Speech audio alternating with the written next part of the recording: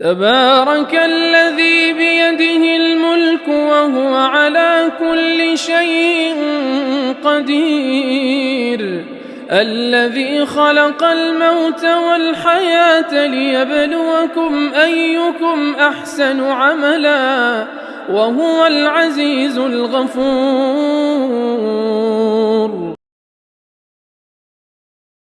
السلام علیکم ورحمۃ اللہ.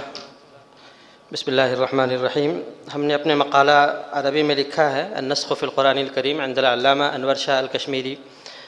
اس میں ہم نے یہ واضح کرنے کی کوشش کی ہے، اور اب تک کسی مقالے میں اس کا ذکر نہیں آیا، کہ علامہ انور شاہ کشمیری بھی نسخ قرآن کے قائل نہیں تھے. اس سے پہلے اس موضوع پر جن لوگوں نے لکھا ہے ہم نے ان کا بھی ذکر کیا ہے. سب سے پہلے نسخ قرآن کا انکار ایک معتزلی عالم ابو مسلم اصفہانی نے چوتھی صدی کے عالم تھے، انہوں نے کیا تھا.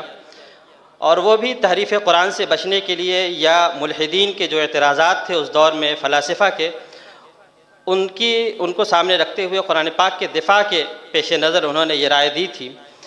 اور یہی رائے پھر کچھ ہی سالوں کے بعد ایک امامی اور شیعی عالم علی ابن الجنید نے دی تھی، جن کی کتاب الفسخ علی من اجاز النسخ ہے. لیکن اس کے بعد پھر 10 صدیوں تک کوئی ایسی رائے نہیں آئی. 14ویں صدی میں پھر جب مستشرقین کے حملے شروع ہوئے اسلام پر، تو اس وقت مختلف علماء نے اس موضوع پر لکھا. خاص طور پر مصری علماء اس میں بہت پیش رہے، جس میں شیخ محمد الخضری جو تاریخ التشریع الاسلامی کے مصنف ہیں، مصطفیٰ حجازی السقا، الاستاذ محمد الغزالی جو معروف مصنف ہیں، اسی طرح شیخ محمد عبدہو کی بھی یہی رائے تھی، شیخ رشید رضا کی بھی یہی رائے تھی، اور ہندوستان میں سر سید احمد خان کی یہی رائے تھی. لیکن یہ ساری کوششیں دفاعی ہیں، مستشرقین کے حملوں سے بچانے کے لیے ہیں، یا بعض حضرات کی تعبیر کے مطابق اسے یہ کہا جا سکتا ہے کہ یہ معذرت خواہانہ انداز تھا. 2 علماء میرے علم میں ایسے ہیں جنہوں نے اپنے تبحر علمی کی بنیاد پر یہ رائے دی ہے کہ قرآن پاک میں کوئی ایسی آیت نہیں ہے جس کا کوئی حکم باقی نہ ہو.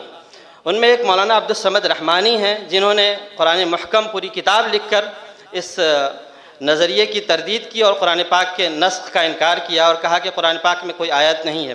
دوسرے علامہ انور شاہ کشمیری رحمۃ اللہ علیہ ہیں.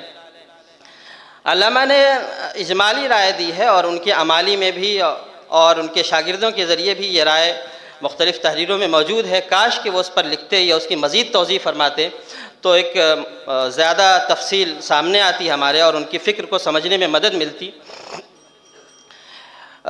ویسے اپنے مقالے میں ہم نے اس کی مثالیں دینے کی کوشش کی ہے، اور اس کے ذریعے سے وضاحت کرنے کی کوشش کی ہے. السلام علیکم ورحمۃ اللہ وبرکاتہ.